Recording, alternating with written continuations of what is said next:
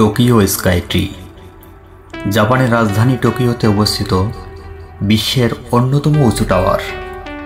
এর উচ্চতা 2080 ফুট, যা জাপানের সর্বোচ্চ স্থাপনা এবং বিশ্বের দ্বিতীয় সর্বোচ্চ টাওয়ার।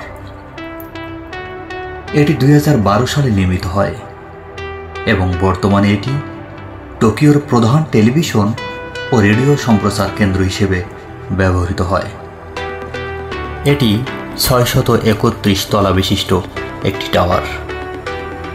350 মিটার এবং 450 মিটার এই উচ্চতায় দুটি পর্যবেক্ষণ ডেক রয়েছে, যেখান থেকে পুরো টোকিও শহরের বিস্ময়কর দৃশ্য দেখা যায়। প্রতি রাতে আলাদা আলাদা আলোকসজ্জা প্রদর্শন করে থাকে, যা জাপানের ঐতিহ্যবাহী নকশা দ্বারা অনুপ্রাণিত। এখানে শপিং মল, রেস্তোরাঁ এবং একটি আকর্ষণীয় অ্যাকোয়ারিয়াম রয়েছে।